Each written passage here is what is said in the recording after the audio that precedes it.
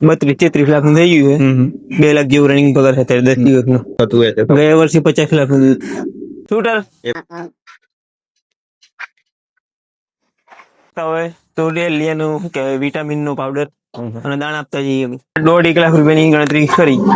વર્ષે 1 લાખ રૂપિયા મળી જઈ પેલા વિતરમાં, અત્યારે બીજા વિતરમાં અમે ભેંસો કાઠિયાવાડ ની આપતા જઈએ. પેલા 25 વર્ષથી કાઠિયાવાડ થી લઈએ. કાઠિયાવાડ ની ભેંસ અનુકૂળ સારી આવે દોવામાં દરેક બાબતે. એનો સ્વભાવ ગાય જેવો, કોઈ પણ તકલીફ નહીં, પોતાનો પાડો છે.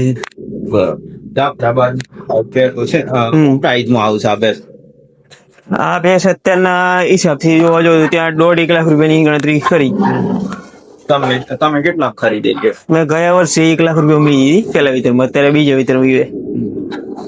બાકી આ બધી ખરીદી કરેલી છે. કેટલા ફેટ આવું આપણે? ભેંસ નો ફેટ અમે રેગ્યુલર પાપડી ખવડાવીએ 8, 7.5, 8. આ જે જાફરાબાદી નસલ છે ફેટો માટે જાણીતી છે. ઓલ ગુજરાત ની અંદર જો સારામાં સારી ફેટ અને સારામાં સારું દૂધ આપતી હોય તો જાફરાબાદી એકદમ નરમ સ્વભાવ, ગાયથી કોઈ મગજ મારી નહીં અને સરસ મજાની એમની ભેંસો છે. દિલીપભાઈ બતાવજો જરા. 16 મહિના. આ 16 મહિનાની વાળી છે. આ ઓરિજિનલ જાફરાબાદી કહેવાય. ગોપી કેટલા મહિના ક્રોસ થાય? અને 25-26 મહિને ક્રોસ કરાવી છે. હજુ વાર છે. મતલબ બરોબર આમ બોધો હજુ બીજા વર્ષ પછી. બંની નસલ ની ખરી? આ બંની જ કહેવાય. બંની ટાઈપ છે. અંદર બંની ભેંસ હોય છે. બતાવો ભાઈ.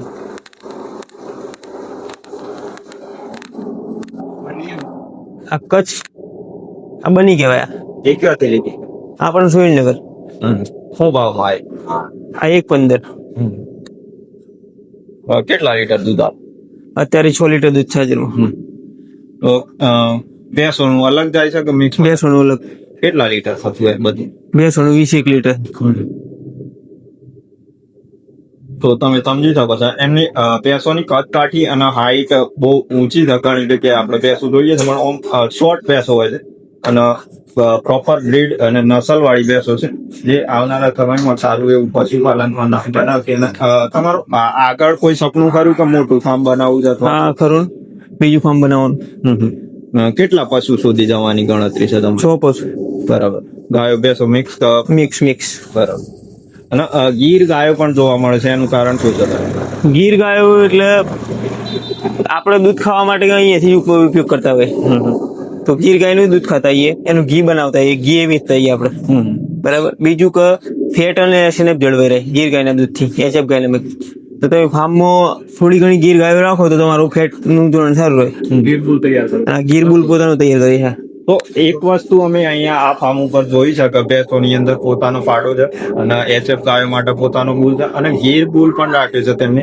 એટલે એઆઈ ની મગજમારી અથવા રિપીટ બ્રીડિંગ નો તો કોઈ પ્રશ્ન જ નથી થતો. કારણ કે એઆઈ કર્મચારીને પ્રોપર તો ખબર ના જ પડે કે શું કહેવાય પશુ કેટલી ગરમીમાં છે એને કે કેટલા વાગે એઆઈ કરવાની. અને બુલ જોડે જ હોય તો બુલને પ્રોપર ખબર પડતી હોય કે પ્રોપર ગરમીની અંદર આવ્યું છે પશુ કે નથી આવ્યું, જેથી કરીને તેમના આવનારા સમયની અંદર રિપીટ બ્રીડિંગના પ્રશ્નો નહીં થાય અને થતા પણ નથી. લગભગ 3 વર્ષથી એમને કહ્યું કે આપણા ફાર્મની અંદર કોઈ પણ પ્રકારનો રિપીટ બ્રીડિંગનો પ્રશ્ન નથી થયો. તો સારું એવું પશુપાલન ક્ષેત્રની અંદર કામ કરી રહ્યા છે. તો વાર્ષિક કેટલું થતું હોય છે? ગયા વર્ષે 50 લાખ નું 2024-25 નું 50 લાખ. અને આ રનિંગ અત્યારે 32-33 લાખ નું થઈ ગયું છે. 2 લાખ જેવું રનિંગ પગાર છે અત્યારે 10 દિવસનો. એટલે આ વર્ષે પણ 50-55 ની આજુબાજુ એટલું ચાલશે. અને બોનસ ની વાત કરીએ બોનસ ટકાવારી પર આધાર 30% થાય તો 15 લાખ રૂપિયા આવે. તો એમના આવનારા સમયમાં મોટું ફાર્મ બનાવવાની ગણતરી છે. જો બહાર જવાનું હશે ને? હા, બહાર ખેતરમાં. આવું તો જગ્યા પતી હોય ટોટલ 4.5 વીઘા જમીન થાય બધું વાત કમ થઈ ગયું. બરાબર. તો તમારા 70 પશુ છે તો લીલો ઘાસચારો કેટલા વીઘામાં વાવવો પડતો હોય છે તમારે? 25 વીઘામાં. પોતાનો જ બધો? પોતાનો. અને સૂકાનું કઈ રીતનું? સૂકાનું ઘઉં નાડું હુંડિયાન 4 વાવતા હોય એનું સ્ટોક કરી ઉપર. 10-12 હજાર ગુણો સ્ટોક કરી દઈએ. ગુણાનું હું સેલ નો સ્ટોક કરી દઈએ. બહારથી લાવવો પડે કરો તમારે કોઈ? નહીં વાત એમ ઓછું કોઈક વાર જરૂર પડે થોડી ઘણી, બાકી નહીં. નવા પશુપાલકોને કોઈ તમે સલાહ આપવા માંગતા હોય જો કોઈ નવા પશુપાલકોને જો પશુપાલક કરવું હોય તો જે લોકો પશુપાલન કરીએ એમના જોડે પેલા તો મહિનો 2 મહિનો એમના ત્યાં માણસ તરીકે કામ કરી અને અનુભવ લેવો જોઈએ. સીધા માની લો કે 10-15 ગાયો લઈ જાય અને કૂદી પડ્યા તો સક્સેસ ના જ જવાય. સીધી વસ્તુ, કારણ કે આમાં ઘણા બધા પ્રશ્નો ઉદ્ભવતા હોય. શરૂઆતમાં માણસને બહુ બધું શું કહેવાય કઠિન હોય છે પશુપાલનમાં. શરૂઆત કર્યા પછી કઈ રીતના સ્ટેપ લેવાના, શું વાતનું ખાસ ધ્યાન રાખવાનું? શરૂઆતમાં એટલે પેલા તમે પરચેસ કરો તો ગાયોનું ચાલુ કરો તો 2 ગાયો લાવો, એને 15-20 દાડા સેટ થાય. કારણ કે તમે પંજાબથી ખરીદી કરો છો, એ ગાય અહીંયા આવીને વાતાવરણ સેટ થવામાં 15-20 દાડા ખાવાનું, કોઈ તાવની બીમારી આ બધું ચાલુ જ રહેવાનું છે. એટલે 15-20 દાડા એને સેટ થવા દો. સેટ થયા પછી દૂધનું એનું ફીડિંગ તમારું એક પરફેક્ટ બનાવી દો કે આ વસ્તુ ખવડાવી. પછી એને અપચાનું છે, તાવનું છે. તબેલું ગાયનું હોય તો તાવનું મશીન ઘેર જ જોઈએ, એનું ટેમ્પરેચર લીધે રહેવું જોઈએ, એ બધી ખબર રહેવી જોઈએ. બરાબર. બેસવા માટે જેટલી બને એટલી કાચી જગ્યા હોય તો સૌથી સારું. બરાબર. તળિયું અનુકૂળ નહીં આવતું ગાયનું. આ બેસો અમે અત્યારે અડધો કલાક પછી ખોલી દેવાની, તળાવમાં જઈને પડી રહ્યો પાણીમાં, કો તો વાળિયું બનાવ્યું તો જઈને બેસી રહ્યો તડકામાં, 4 વાગે જ ઘેર આવવાની. એટલે ઢોર જેટલું તમારી જોડે જગ્યા હોય તો ખુલ્લું રહે, એના જેવી બેસ્ટ કોઈ વસ્તુ નહીં.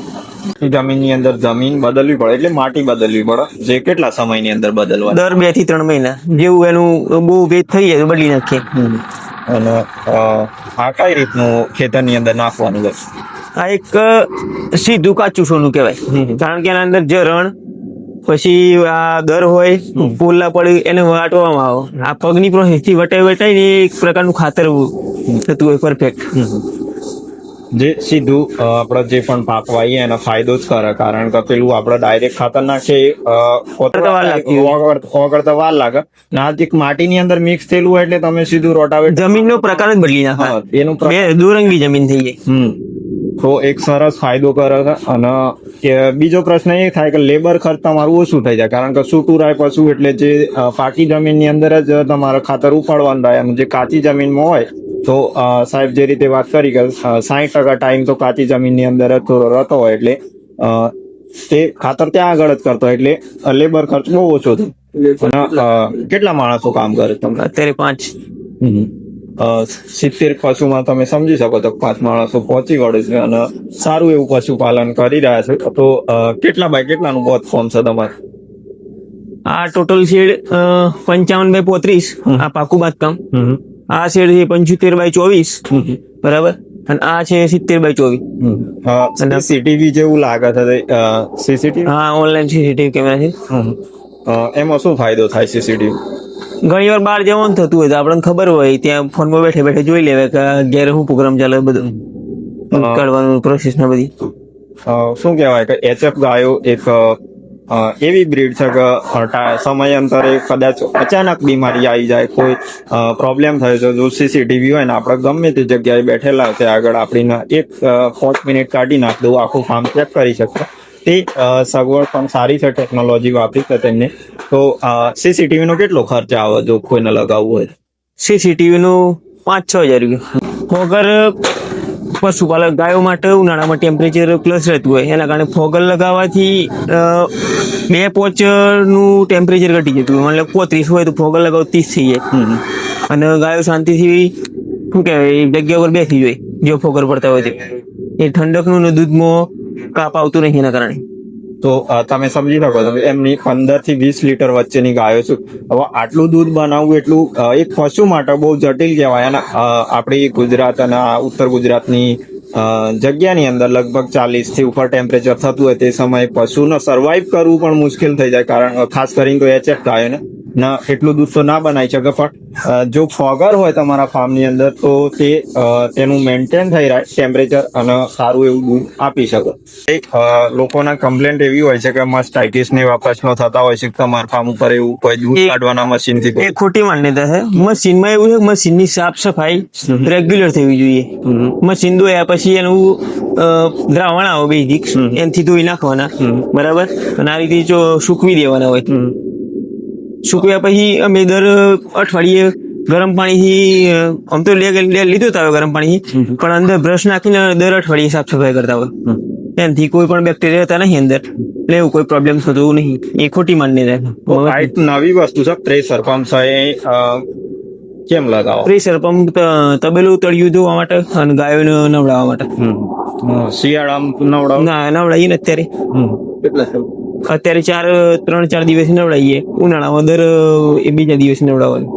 તો આ પ્રેશર પંપ છે તેનાથી સાફ સફાઈ મસ્ત લેવલની થઈ જાય અને કોઈ પણ બેક્ટેરિયા અથવા તો કોઈ પણ બીજી વસ્તુ અંદર ના રહે. એકદમ પ્રેશરથી સાફ થાય એટલે બધા જ બેક્ટેરિયા સાફ થઈ જાય. એક સરસ વિચાર છે ને, આટલી ગાયો હોય ને આટલું સારું દૂધ આપતી હોય તો આ એક સગવડજનક ટેકનોલોજી છે, તમે વાપરી શકો છો પશુપાલન ક્ષેત્રની અંદર. અને તમે જેટલી ટેકનોલોજી વાપરશો ને એટલું પશુને સારી સગવડ મળશે, અને સારી સગવડ મળશે તો સારું દૂધ આપશે. મીઠા સોડાની પણ અમને વાત કરી અને મીઠાની પણ વાત કરી, તો કયા કયા મિનરલ્સ આપો તમે અન્ય? મીઠું અમે મકાઈ પર વાપતા હોય ને અંદર મીઠું આપતા હોય રેગ્યુલર. બરાબર. રોજ આપવાનું? રોજ સવારે 500 ગ્રામ, સાંજે 500 ગ્રામ, દિવસનું 1 કિલો. કેટલા કિલો બેડકાની અંદર? અત્યારે ટોટલ બેડકું અમે 75 કિલો સવારનું, 75 કિલો સાંજનું, 150 કિલો પર ડે નું વપરાય. તેની અંદર 500 ગ્રામ મીઠું વાપર. અને મીઠા સોડા? મીઠા સોડા દર શનિ રવિ સાબરના મીઠા સોડા આવતા હોય, એક ગાયે 50 ગ્રામ આપી દેવાના. અમુક જગ્યાએ આ સિંધા નમક વાપરે છે તમે? સારામાં સારો અમે વાપરતા હોઈએ. પથ્થર આવે છે સિંધા નમક ના, એ અંદર ગમણમાં મૂકી દેવાના. એમ જયારે જરૂર હોય ત્યારે એનો ઉપયોગ કરે ચાટિંગ. તેમાં કેલ્શિયમ નું પ્રમાણ સારું હોય. કેલ્શિયમ માટે કોઈ અલગ ઉપાય ખરો ને? ચૂનું, ચમક ચૂનું જે આવે પથ્થર, એ લઈ લેવાનું, એક બેરલમાં નાખી એમાં પાણી ભરી દેવાનું. બરાબર. પછી જયારે 2-3 દિવસ એની પ્રોસેસ થઈ જાય, ઠરી જાય એટલે ઉપરનું પાણી લઈ અને પર પશુ 500 ગ્રામ પાણી જેવું આપી દેવાનું. એ બેસ્ટ વસ્તુ કેલ્શિયમ માટે. તો માર્કેટ નું કેલ્શિયમ કરતા પણ તે સારું છે. ડિટેક ચેનલ આ સુરેશભાઈ ને ચલાવ્યું છે, અને ઘરે ઘરે જઈ સારા પશુપાલકો સારી માહિતી વિડીયોના માધ્યમથી લોકો સુધી પહોંચાડે છે. એક સારું કામ કહેવાય. તો જેનાથી નવું કોઈ ધંધો ચાલુ કરવા માંગતા હોય એમને પ્રેરણા મળે. બરાબર. એમની ચેનલને લાઈક, શેર અને ફોલો કરજો. તો ભાઈએ જે રીતે વાત કરી, કારણ કે આપણે ઘણી જગ્યાએ સાંભળીએ છીએ કે નકલી દૂધ આટલું પકડાયું, નકલી દૂધ આટલું પકડાયું, પણ સારું દૂધ માર્કેટમાં આવશે, સાચા પશુપાલકોનું પ્રોત્સાહન મળશે તો સાચું દૂધ વધશે અને નકલી દૂધ ઓછું થશે. કારણ કે દૂધ જેટલું સાચું બને છે ને એટલું નકલી માર્કેટની અંદર ફરે છે, એવું નિષ્ણાત માણસોનું કહેવું છે. તો અમારા જેવા માણસોને સપોર્ટ કરો, આવા ફાર્મ જે ચલાવતા હોય એમને સપોર્ટ કરો, જેથી કરીને તે આવનારા સમયમાં સારું પશુપાલન કરે અને ઝેર મુક્ત આપણા ખાવા પીવામાં વપરાય એવી અમારી આશા સાથે અમે નીકળેલા છીએ, અને અમારા બધાના સપોર્ટની અમે આશા રાખીશું.